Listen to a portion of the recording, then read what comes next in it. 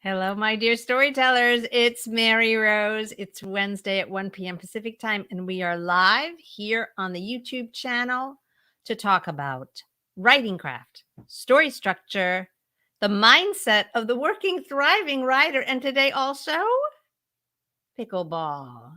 I just took down the little banner that said that we're enrolling now for the Path of the Storyteller program. There is a link below this video that you can use to go find out more. But just in case you didn't see what I just had up there, it's www.pathofthestoryteller.com/enroll. I'll talk a little bit more about what that program is all about in a minute. But first, I want to talk about this little cutie pie. Look at this thing. It's so happy. So pickleball is the sport that's sweeping America. It's sweeping America. Like everybody I meet is playing pickleball. Every time I pick up a publication, it's talking about pickleball. Now, look, this topic is so near and dear to my heart because I love to play pickleball. Now, as I was saying before, I'll say it again just in case you missed it. I know the audio was in and out for a second. This YouTube channel is not about pickleball per se. It is about writing craft. It's about story structure, and it's about the mindset of the working, thriving writer. That's what we gather to talk about every Wednesday at 1 p.m. However, I have recently begun to play pickleball. I'm a big fan. And one of the things that I've been thinking about a lot, like to be a beginner at something, to be in a learning curve, to not have expertise, to attempt to do something that I don't have a lot of the technique at my disposal. In fact, I don't even know what a lot of the technique is because I'm a beginner. And I'm going through this process myself. And it's really illuminating, right? Because when you have a certain amount of experience and expertise, it's very easy to forget what it's like to be a beginner at something. Now, this is not just about me. All of a sudden, millions of people are out there learning a new thing. I mean, pickleball is really a sensation, and they're learning and they're loving it. And I think that there is some wisdom to be gleaned from that because learning is not easy. Being a beginner is not easy, right? It's challenging to take up stuff that we're bad at or fear we might be bad at and to long to be better, right? There's a lot of journey of transformation that goes along with gaining mastery at any endeavor. And so what I wanted to talk about today for all my dear storytellers out there are what we can learn from the pickleball journey that your fellow humans are taking, and maybe some of you are taking as well, about how to learn with joy and what learning is really like, what it means to attempt something new and pay attention in a way that you can both have fun and improve. It's not so easy sometimes, right, for us writers to really grapple with what it means to improve our writing. So I think this talk will be a fun one. Please stick around to the end because I have 10 concepts that I have gleaned from the world of pickleball that I hope you're going to find to be as much fun as this little guy. All right, before I get to my 10 tips that we can learn from pickleball, let me introduce myself quickly. I'm Mary Rose Wood, for those of you who don't know me or are new to this YouTube channel. I myself am an author, in addition to my, being a kind of a mediocre pickleball player. I've written 14 books that have been published by big 5 publishers. I've been in the business for a long time. And I've also been teaching and mentoring writers for a long time at Path of the Storyteller. So that little link that I showed you before will take you to a website where you can learn more about Path of the Storyteller. We have a program that is a deep dive into story structure, writing craft, and all of the techniques that writers need to start to be able to accelerate their own journey toward mastery. So I hope you'll check it out. Now, journey toward mastery. I know that sounds a little like high-minded, but isn't that what we're after, right? We want to do things, but we also want to do them well. And I think that's a good thing. I don't think it's a chronic state of dissatisfaction. I think it's an embrace of the fact that life is not static. We're in a constant journey of change. We're in a constant state of becoming. And in a sense, it's our great joy and capacity as human beings who are awake to the experience of life to embrace learning, and learning how to do anything is if you're good at learning, you're good at learning, right? So learning how to do one thing is a lot like learning how to do another thing. So learning how to learn is like a foundational life skill. And that's one of the things I want to talk about today because I think most people would agree with that and in theory. But when it comes to our writing, I based on my experience, long experience teaching and mentoring writers, have discovered that writers, when it comes to their own writing, don't always have the most realistic concept of what it means to learn how to write better. And they get very vulnerable to feelings that uh, being a writer has to do with being good at it or bad at it, having talent or not talent, having discipline or not discipline, right? Having the advantages that they imagine some writers have, certain type of background or certain type of education or certain type of bank account or family support or not having those things. The thinking becomes a bit black and white. It starts to feel like a fixed mindset as opposed to a growth mindset. And learning is all about a growth mindset, right? It's about understanding that change is incremental and requires a little something of us. So writers who are out there who are almost suspicious and disbelieving of the very idea that we can learn to be really good writers, no matter where we are. This talk is for you. It really is for you. All right, so let's start. Let's not wait any longer to put pickleball front and center, to just apply the paddle to the ball, if you will. We'll start with the first of my 10 ideas that I think you guys may relate to, even though they're inspired by pickleball, whether or not you play. And by the way, if you play or don't play, please feel free to leave it in the comments. I would love to know. We've got a great crowd here today. I wave hello to all of you collectively. I don't want to waste any more time because of our audio problem, but I'm so pleased you're all here. All right, number one of the things that we can learn from the growing popularity of pickleball. Number one, you are already good enough to begin. Now, one of the things that makes pickleball so appealing and I think contributes to its rapid growth in popularity is that there is this quality of it being accessible to everyone. And if you watch people playing pickleball, you very quickly see like there are people of all ages, like from kids to folks in their 90s. There are people of all fitness levels, all speeds, all shapes. It's really a very accessible sport that most people can just begin. You can start from exactly where you are, and it's fine. And this is such a valuable lesson for artists of all stripes and for writers particularly. You are already good enough to begin. There's nothing that you need to become or do or accomplish in order to get started as a writer. It is the most available of art forms. You don't need a room with a grand piano in it.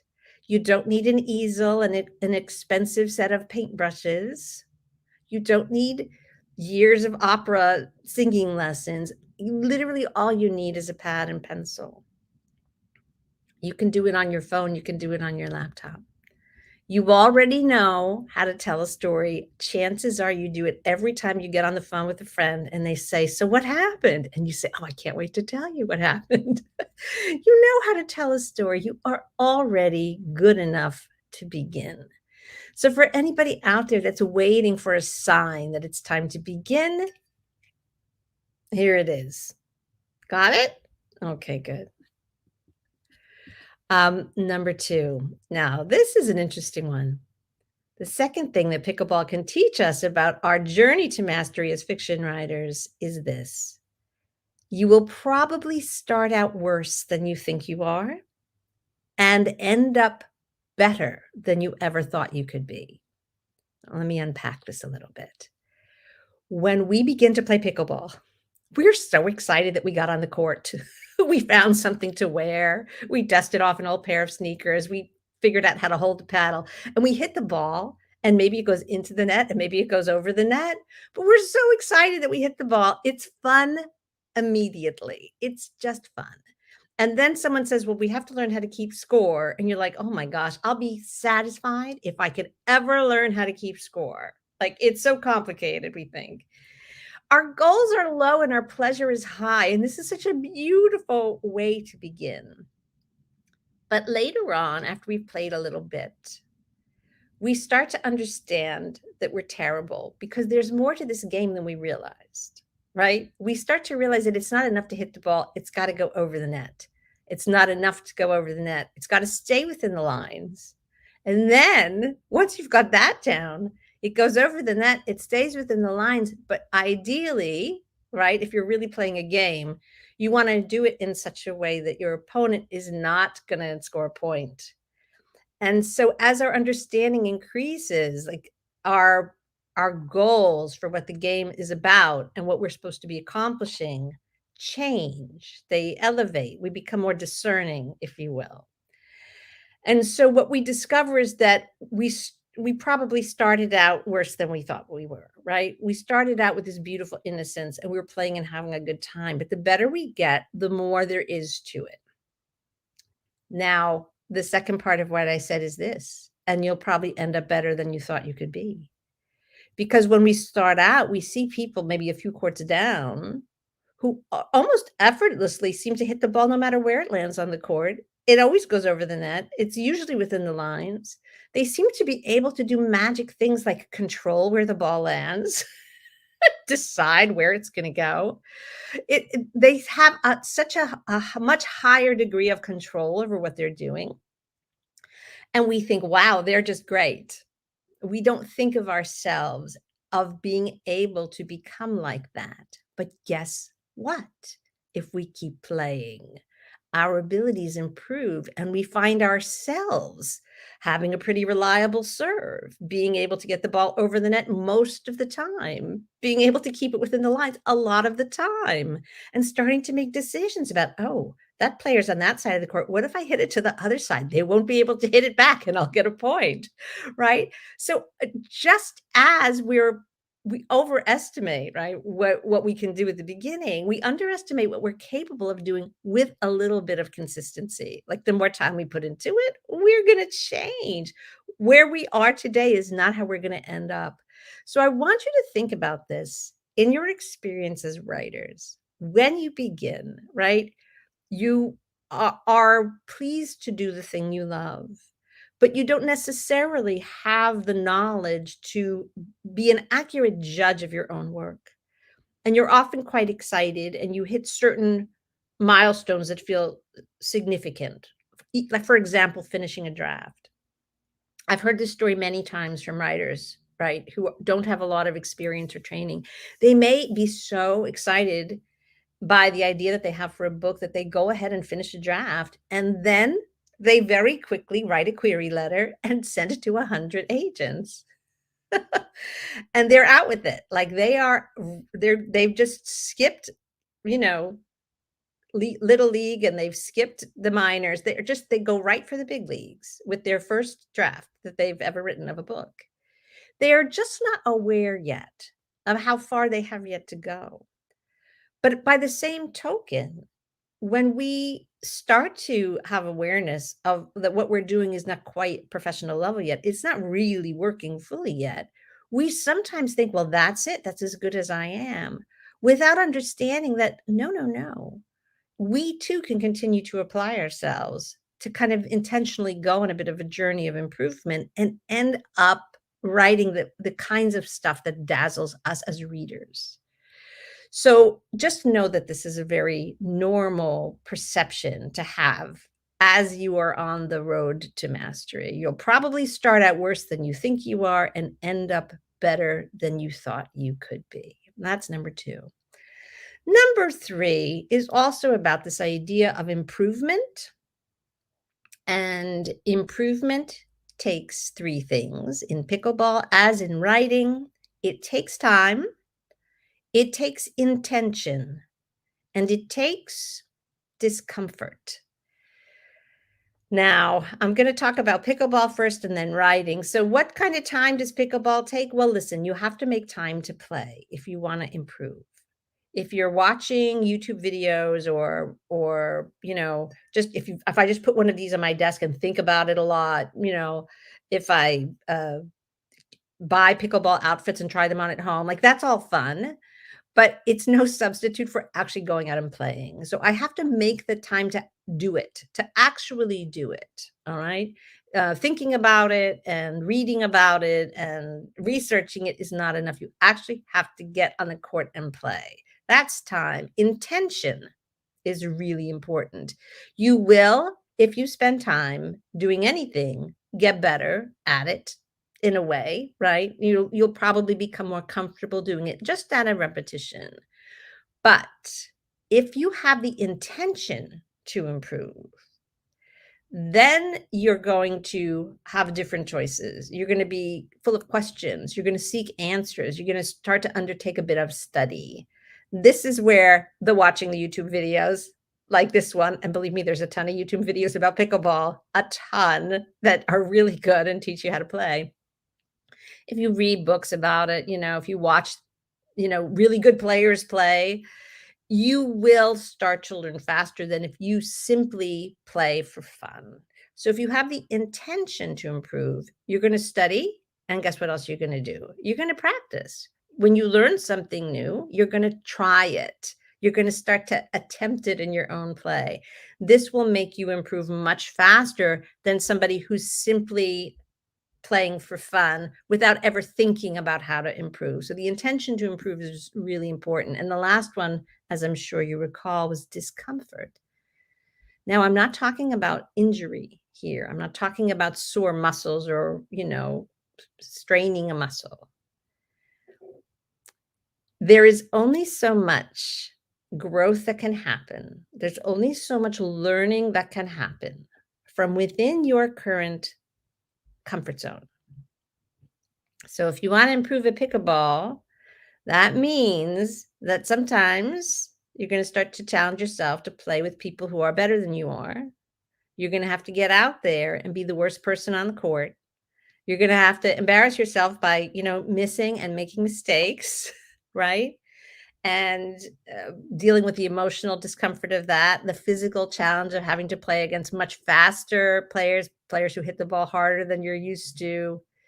It's going to be uncomfortable. You're going to have to deal with your physical and emotional discomfort of moving outside your comfort zone. You're going to have to put yourself under a little bit of pressure. That's the kind of discomfort that I mean. Now, time, intention, and discomfort are also necessary for improvement as a writer. You actually have to write to improve as a writer. You have to write a volume of stuff. You can't just write a short story and think about it and send it out and submit it to contests and show it to people and tinker with it. And, you could spend 2 years, right, sort of dining out on this one little thing that you wrote. You need to keep writing. You need to make writing a practice. You need to write a lot of stuff so that it's not so strange anymore.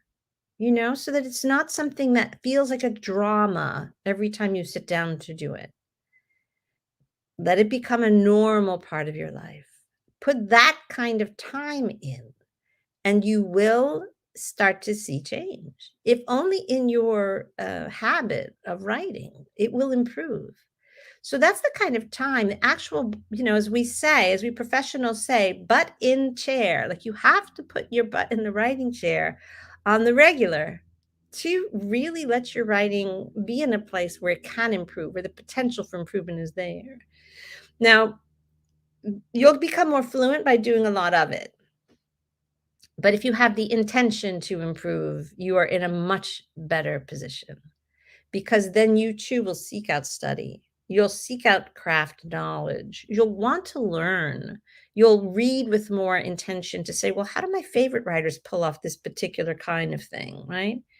You'll start to pick up tips either through observation or through seeking out knowledge, whether you watch a YouTube video, read a craft book, take a course, join a program. You'll have the intention to improve. So you're going to start to cultivate a bit of an analytical sense. And this is it's a necessary step, I would say, to actually achieving mastery. It's not every writer does this, right? Not every writer writes and writes and writes and writes and writes with the intention to be analytical about what makes writing good and how they can close the gap between what they're doing and what their standard is, right? Some writers write because it's fun and they create a volume of work, but they're not analytical about it. They figure what you see is what you get, all right? So that's really the difference between having an intention to improve and not. The intention is the key.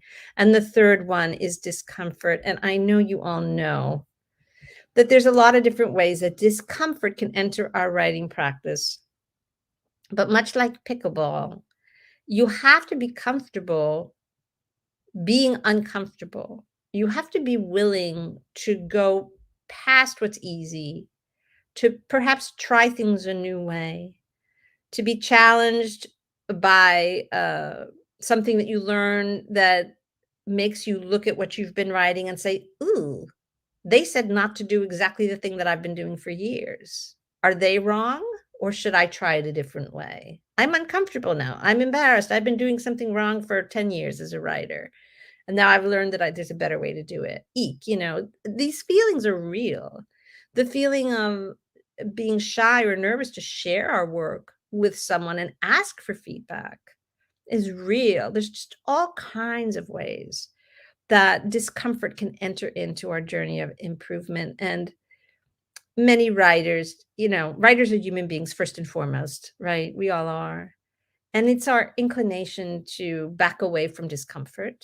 And sometimes our intuition about, backing away from something that makes us feel uneasy is a self-protective and healthy one. But I'm talking about the discomfort of change that's positive. I'm talking about the discomfort of learning, of leveling up, of choosing to get on a court where the players are a little better than what you're used to, where all of a sudden you are being scrutinized a little differently than you're used to, where you can now hold yourself to a higher standard than you're used to and be motivated, right? Not by saying, oh, I'm embarrassed I missed that shot, I'll never play again, but saying, oh, well, now I see that I missed that shot, but there is a way to get it because I'm around better players now and they're all hitting it. Maybe I can ask one of them for a tip. Maybe I can go practice somewhere until I get it. So that's the kind of discomfort I'm talking about. It's constructive. And I think if we check in with ourselves, we can tell the difference, right, between that discomfort that says it's time to leave this, place, or the discomfort that says, wow, I found my current edge and my intention is to improve. So let me stay here with the discomfort a little bit. This is an opportunity to grow, just as it is in story structure. All right, that was 3. Now here's number 4. The better you are, the more likely it is that other people will want to play with you. So there are rewards for improvement in pickleball and in writing. And one of the rewards for improvement in pickleball is not just that it's fun to be better and that we start to feel proud of ourselves for improving. That's a real reward. But it's also true that the better player you are, the more likely it is that other people are going to want to play with you. It's just a natural, phenomenon that if really good players are not always going to want to spend time playing with beginners, they want to be challenged. They have an intention to improve, right? So they want to seek players that bring out the best in them, that are good enough to make them play their best, that can, potentially show them a thing or two. help them grow. So it's more likely the better you are that you're going to have a bigger pool of better players to play with, right? So how does this apply to writers? Oh, it goes without saying, but I'm going to say it. If you want to just write for your own pleasure, that's fine. That's not a bad thing. But if you strive to improve, the better your writing gets, the more people are going to want to read it. And I mean, this is a cold hard fact of writing, but it's also inspiring. There's a reason that we want to improve, right? I mean, there's a reason for it. The better we are at it, the more people are going to want to read what we wrote. It's going to be more fun for them. So it's going to attract more readers to our work. And isn't that what we want? If that is in fact what we want, it's a powerful incentive to have that intention to improve. So that was number 4. The better you are, the more likely it is that other people will want to play with you. Number 5. This is so true, my pickleball writing friends. Playing games is fun, but doing drills is how you attain mastery. Now, we have a thing in pickleball called rec play, recreational play. We're just out here having fun. We're a bunch of grown-ups playing like children. It's recreational. It's a lot of fun. And a lot of players, that's all they're ever going to do. But those players who form an intention to improve, who start to study, who start to learn a little bit more about how to be good at what they're doing, quickly understand that repeating drills of pickleball technique is actually how you learn to do it right and how you improve. Now, what do I mean by a drill?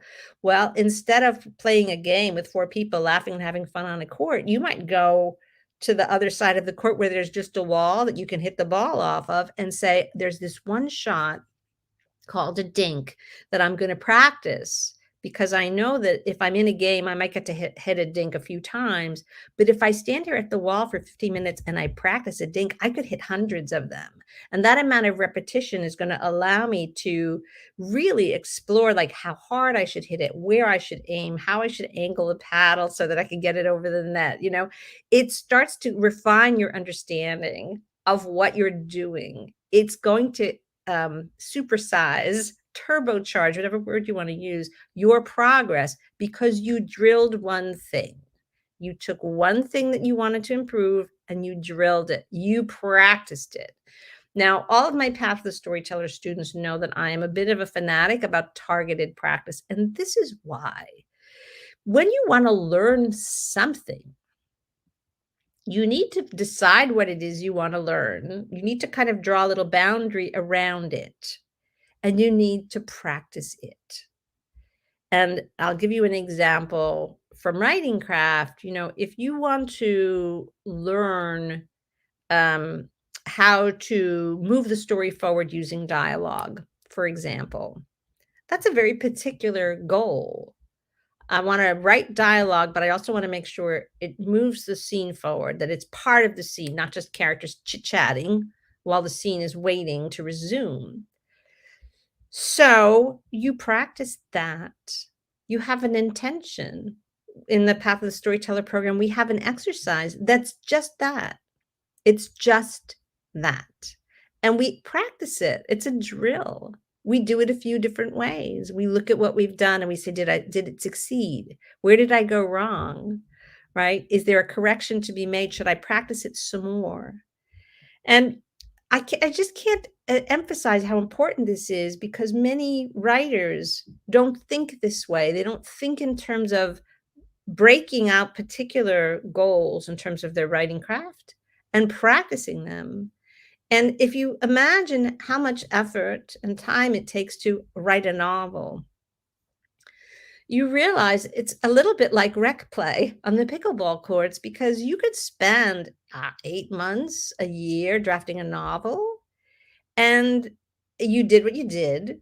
And then if it's got certain technical flaws in it, and instead of actually going and looking at those technical flaws, learning how to fix them, practicing your technique so that you really can fix them. You say, "Well, this one is not so great. I'll just write another one." Then you'll spend another year writing another novel, when you could have just drilled the technique that you needed to learn and mastered it and had it at your disposal so that the next time you sat down to write a novel, you had already solved that problem. It wasn't still there in your writing. So I know that a lot of writers out there just feel like, well, writing doesn't work that way. And I'm here to tell you that it does. It absolutely does. Writing, like any complex artistic practice, it's a collection of techniques. You can identify them, you can learn what they are, you can drill them, you can master them. And guess what? Then they'll be there the next time you go on the courts to play. They will be part of your arsenal. And I want to introduce the word reflexes, right? Because a lot of things in pickleball happen very quickly. And so this is why we have to drill, because not only are we trying to comprehend the technique, like that's important. We really want to understand the technique, the right technique. And we want to repeat it enough times that doing it the right way becomes habitual. And then we wanna build a reflex, right, which is a kind of a high-speed habit, if you will, so that when we then go to play and things are happening really fast and we're not thinking, we're not drilling anymore, we're in the thick of it, our reflexes have been trained to do it the right way.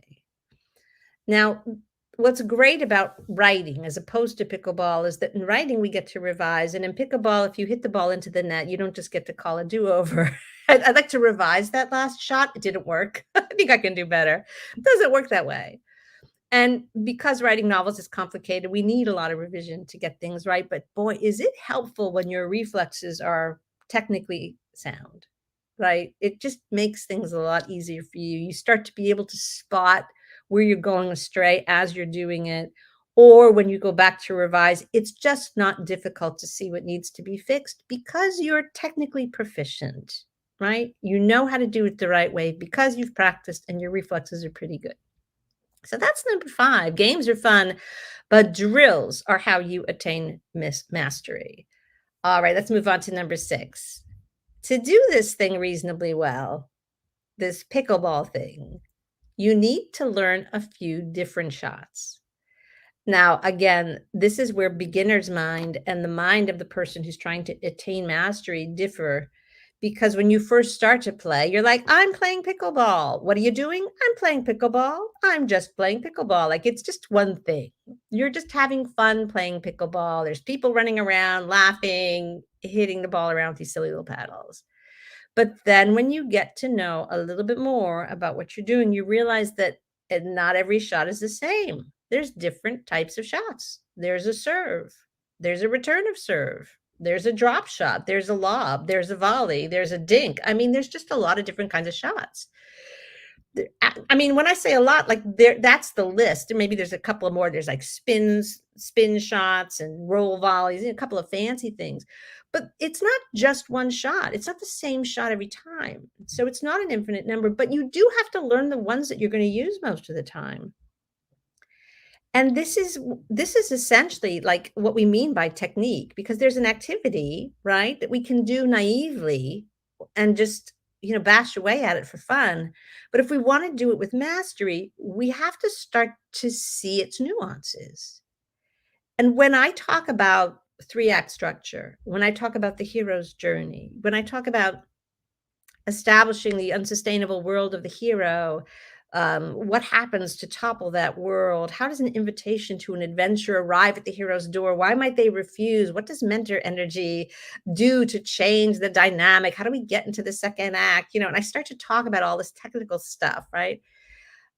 Around writers who are not technically oriented, they are like, what are you talking about? In fact, not long ago, I had a conversation with a writer who's not technically oriented. And she looked at me and she said, if I had to think about all of that every time I sat down to write, I'd never write anything. And I had to laugh a little bit because, well, you don't have to think about it when you sit down to write. But if you want your if you want you to be in control of your writing, if you wanna have a sense of how to improve it, you are gonna be thinking about those things, right? It's just going to be part of your process. This is the technical stuff of writing. Same with writing craft, if you don't know the difference between an omniscient third person point of view and a close third person point of view or a first person point of view, or whether it's in the past tense or the present tense, or how you might move the narrative distance of a narrative from a far sort of long distance to a close distance. I mean, it immediately starts to sound very, very foreign, but that's because this is the technical language of writing fiction. I don't expect everyone to know it unless you've studied it, unless you've gotten into it and tried to learn it and um, employ it in your work. The same way, I wouldn't expect someone who doesn't play pickleball to know the difference between a dink and a drive and a lob and a volley. But once you're playing, the difference is essential to know because you can't get past a certain point without knowing that stuff. It's just part of it. All right. Now, I'm going to put it to you, those of you who might agree with, the writer who said, "Oh, I can't think about all that stuff. I'd never write a word." Do you think that pickleball is really a more sophisticated and complex undertaking than writing really good fiction? I mean, a pickleball game lasts 10 minutes, and a really good novel lasts for centuries. I mean, centuries. Really good writing lasts. It lasts longer than we do. So I just put it to you that don't you think it's possible that there might be a certain amount of technical exploration involved in getting skillful enough to build something that can last that long? I hope you see my point. Don't be intimidated by technique. If you're not familiar with it, get familiar with it. Study, watch YouTube videos, read a book, come take the Path of Storyteller program. Like there's all kinds of ways that you can start to use this stuff. But I guarantee you that once you start to be able to use the professional vocabulary of the craft that you're doing, your chances of being able to do it like a professional exponentially increase.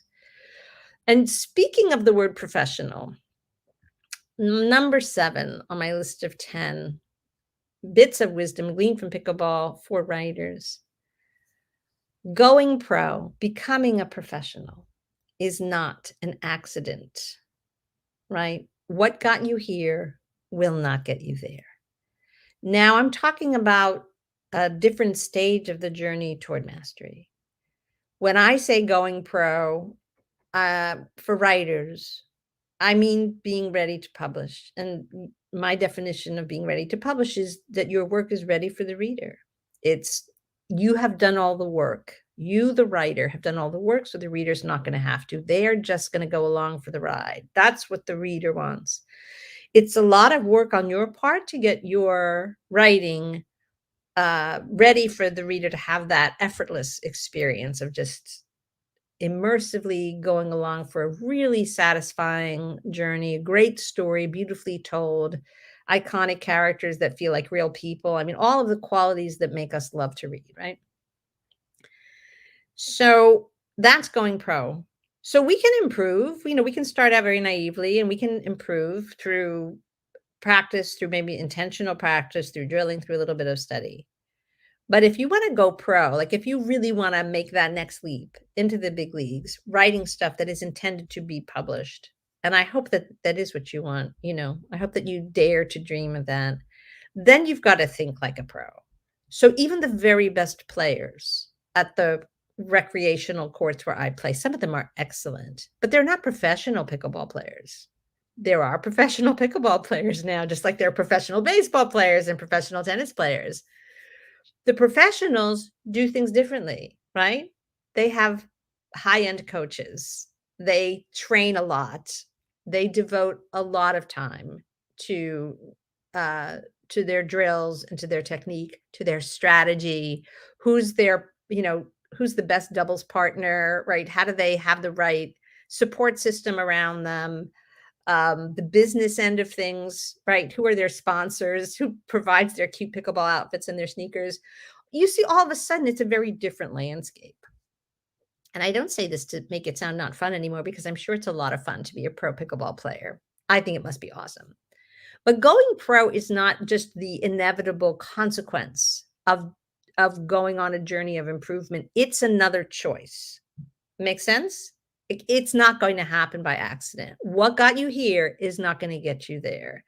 So if your intention is to be a professional, you have to accept that there's going to come a time in your journey that you're going to have to start thinking about the business. You're going to have to start thinking about the market for your books. You're going to have to educate yourself about how to do all the things that professional authors do. Perhaps you'll need a partner, like an agent, right? Then you're going to have to find that perfect partner to be part of your team of success. There's a lot to say about that, and that's not going to be the focus of the rest of the talk, but I just want to point out that there is another threshold to cross when your work is ready. If you want to become, get in the game of the pros, that requires a new set of commitments and a new set of practices and new things that you have to learn. So going pro is not an accident. That's number 7. Now, more on the topic of being a pro, and this really does apply to all of us. Number 8, being a pro, and I guess we could say just being really good at it, no matter what your professional standing is, means being gracious to newcomers and generous to your fellow players. Now, this is one of the things that anybody who loves playing pickleball will talk about, and with such glee. And I am convinced that it's one of the things that makes the sport so enjoyable and popular. The best players are the ones who are most patient with the newcomers. The kind of middling players get really grouchy if they get stuck playing with beginners, and they're like, "Oh, this isn't gonna be fun, and this isn't gonna challenge me, and this game's gonna be a waste of time. Let's get this one over with." I mean, I regret to say, when I've been on the rec courts, I've heard people grumbling, about this kind of thing. But the really good players are so gracious to the beginners because you know why? Everybody started out as a beginner. Everybody started out as a beginner. And the truth is that when you are in command of yourself, when you have an intention to develop your own game, and you understand that being gracious on the court is part of being a good player, there's always something you can do with a beginner. Maybe the beginner is just going to hit it wildly all over the court, and you're going to get a chance to have a little workout and hit back very unpredictable shots, right? Or maybe you're going to get a chance to practice what they call your soft game. You're going to say, you know what? I'm going to choose to just take it really easy on this beginner, but I'm going to practice. They don't even have to know it, but I'm going to practice how well I can position the ball. Maybe that ball I'm going to put by their right foot, and the other one I'm going to put by their left foot. They'll never know, but I'm going to hit it really easy. I'm just going to practice my aim. There's always something that you can do to make it beneficial to you. Just because you're playing with beginner doesn't mean it's a waste of time. So the more you know, the more patient and gracious you can be with beginners. And the way this translates to writing is it's the same, really, because as soon as you start to improve, start to gain a little discernment, you have something to offer other writers. You really do. And it's great if you can be gracious about it and not to be wildly impatient. If you find yourself in a critique group or find yourself, being asked very naive questions by people who say, "Oh, I'd like to write a book someday." You might be at a social gathering and someone will say, "Well, what do you do?" And you'll say, "Well, I do this and that, and I'm writing a novel." And they'll immediately say, "Oh, I have a great idea for the book, book. What would you buy it for me? Like if I told you my idea, would you write it for me? And I could get all the money." Like people say silly things to writers. They just say ridiculous things. Be patient because they are naive and enthusiastic and they don't know any better. Try not to be irritated, try not to lose your patience with them. And if someone is sincere and wants to improve, steer them toward the resources that helped you, right? They are unsure of how to improve. Maybe they have the intention. Maybe they don't know that it's possible to improve, that through training and drilling and all these things that we're talking about, that they can improve. So be a beacon of hope. Be a beacon of hope to less experienced writers to you. So that was number 8. Being a pro means being gracious to newcomers and generous with your fellow players. Speaking of the player, number 9 of my list of 10. For long-term success, tend to the whole player. What do I mean by that? Oh, my dear friends, in the past week alone, I have personally witnessed and then heard via text message of 2 pretty nasty injuries that befell fellow pickleball players. And, you know, things happen. Sports injuries happen. It's not blaming the people to whom this happened, but it's an important reminder that it's not enough to just do the part that you like, like, "Oh, I like to go play pickleball." It's like, well, you need to warm up. You need to stretch. Maybe you need a little fitness routine so that your muscles are strong enough to, bear the brunt of this game, which, if you start to play better, it does become more physically challenging. Maybe you need to look at your nutrition, maybe you need to eat more like an athlete and have a snack before you work out and maybe eat a little protein afterwards. Sort of look at what you're eating. Are you drinking enough water while you play, before, during, and after? This is a big issue. People who are not used to sports don't realize how much water we have to drink when we're doing something, athletic. Are you getting enough sleep? Are you playing erratically, like binge playing for 4 days in a row and then, not taking a rest day, and then on the 4th day you can't walk anymore?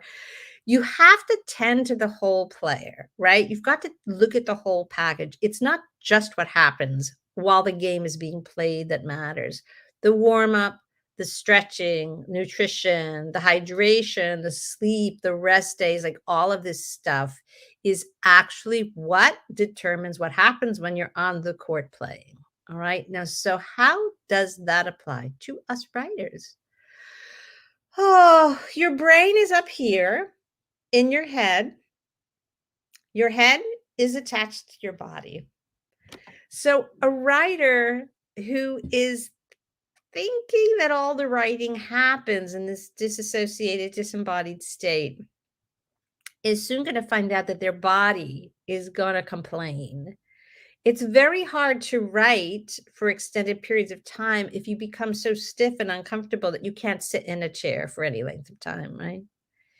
If you are so fatigued because your sleeping habits are bad, or you're overdoing it on caffeine or whatever, if you're so foggy headed that you can't concentrate, it's going to affect your writing practice. Everything about everything affects everything. You are a holistic system. Tend to the whole player. Now, whatever that means for you, I think but whatever's lighting you up physically, whatever keeping you healthy, it's keeping your mental focus sharp, it's keeping your energy level high, and what's keeping you, I want to say optimistic. I don't mean it in an unrealistic way, in a not too much-stick way, but believing in the worth of what you're doing enough to go again and again, to return with joy to your practice. Whatever gives you all of that is what you should be weaving into your life. So just pay attention to what gives you those kinds of feelings: clarity, energy, confidence, a sense of being worthy, and that what you're doing is worthy. Whatever gives you that, make sure it's on the schedule every day. All right. And the good news, of course, is that physical exercise helps a lot of those things, right? It helps our energy level. It improves our mood, makes us sleep better. It improves all the mental clarity, all this stuff. Like, physical exercise improves all of those things. So the good news is playing pickleball is actually very good for writers, in my opinion. So if you haven't taken it up yet, maybe that's a little reminder. And for our last tip, our list of 10 things from pickleball to writing. connection is part of the game and may in fact be the best part of the game. And I'll tell you, I was at a wonderful little party last night, the first holiday party of the season. The season begins, right? I guess there were about 20 people there. And everybody, I mean, some of the people there knew each other, but there was a lot of meeting of people who didn't know each other at this lovely home of the host of the party. And everyone was saying, "So how do you know so and so? How did you 2 meet? How did you how did you end up here?" Right? The answer was pickleball. We met playing pickleball. Oh, well, she met her playing pickleball, and then they introduced me. Or, oh, well, we all play on the same pickleball courts. Or, oh, no, we take lessons together. What kind of lessons? Pickleball lessons. It was wonderful and hilarious that this entire group of people who now we're now gathering in somebody's home for a party that had nothing to do with pickleball. Everyone was nicely dressed up. We had beautiful music, great party. But it all started on the pickleball courts. All of these people met playing pickleball, and I just could not be more delighted. Part of what makes this sport so addictive and so popular and why it's growing so quickly is that it has this social quality that people just meet doing it, and the connections seem to extend beyond the court very easily. And connection is so key.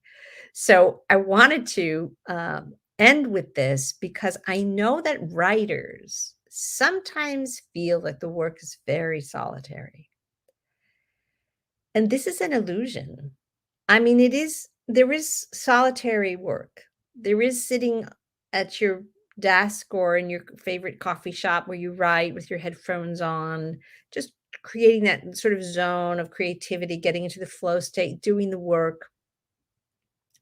I'm not saying that it's not solitary sometimes, but the whole point of the writing is to connect people, and I just want to end with this thought that writing connects people to other people in three different ways that I can think of off the top of my head.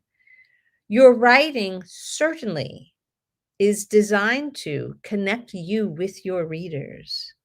This is one of the goals that we have as writers is to do the work so that what we've created in our imaginations and what we've executed by means of craft and hard work has this easy transition into the imaginations of our readers, that they have the experience that we designed for them. I mean, what an incredible connection.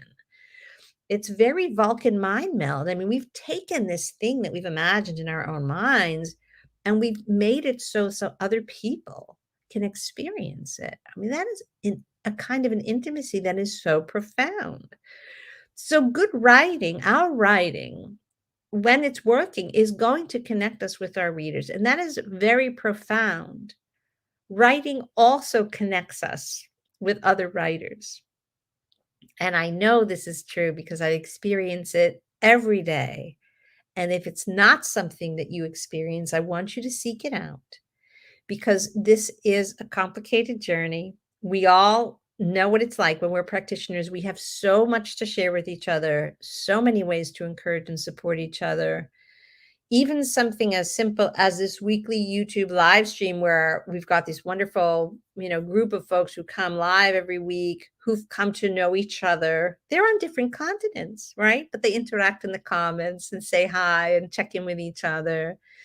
The sense of community and support that we cultivate in the Path of the Storyteller program is pretty profound, and so we have a group now of writers who've really been there for each other on an ongoing basis, who know each other's proclivities, who celebrate each other's triumphs, who can commiserate with the times of struggle. I mean, it is really, really helpful. So writing will connect you with other writers. And here's the part that I think doesn't get acknowledged enough. Not only does our writing connect us with our readers, and not only does it connect us with other writers, but our writing will connect our readers with each other. And I want you to consider that because whether your book is chosen for somebody's book club and there's a living room full of folks eating cheese and crackers, talking about your work and forming friendships and, sharing intimate stories about their own lives that your book inspired them to talk about, that could happen. Whether there's a fandom that builds up around your books, right? Whether your author newsletter goes out and to a bunch of folks who then are able to connect with each other to talk about your work. You know how it is when you are a fan of a writer and you meet someone else who's a fan of that writer. It's like an instant common language. It's an instant connection. And I just really want you to think about this because this is the part of our work that is it's so magical. It's not just like a web with us in the middle of it, right? It's a web that has no center. But when we tell stories that have that kind of quality that they can go out into the world and just offer, just make offerings to readers, like magic happens. The connection it just goes where it will. It flows like water and it connects all kinds of people in all kinds of ways. We don't have to do it for them. The work is going to go out there and do it. And it's really, really important. And I feel that anything that we do in our work that can create that sense of connection is certainly of value. And so that is something that I want you to remember as well. All right, my friends, that is my complete 10 list of 10 ways that pickleball can inspire us to think about being writers, things we can learn from it. And I hope that some of you are going to be inspired by these tips in your own writing. I hope that some of you may decide to pick up a pickleball racket and play. I'm going to give a little shout out to Bridget, who has played a couple of times and loved it. I'm glad you did, Bridget. Wouldn't it be great if we could get together and play sometime? That's so great. Anne has a wonderful comment, which I'll share. Anne says, there's a funny irony to wanting to write about a hero who goes through discomfort and then having to take that journey yourself. Such a helpful reminder of how the process works. And this is so spot on. We do have to take that journey ourselves. There's no question that when we are writers, we too are on a hero's journey, right? We are on the path of the storyteller, and it has all of the same qualities that the heroes of our fictional narratives will have. But isn't it great that we get to go through it because it helps us understand what it's like to go through those all of those stages, right? It gives us constant refreshers so we don't forget. Let's see. And Jaren is here. Nice to see you, Jaren. This is a very deep question. Does it seem reasonable for an agent to become a professional writer or pickleball player? I mean, I think that there are agents out there who are writers. And I don't know if there are any literary agents who are avid pickleball players. I'm sure there must be. I hope they'll reveal themselves. Agents, if you're out there watching this live stream and you also are a big pickleball fan, please let us know in the comments. We would love to know. And let's end with this beautiful comment from Nancy. Thank you so much for posting this, Nancy. Writing connects me to myself as well. It's an inner and an outer journey, as all the really good journeys are. Such a definition of a good story. I love it.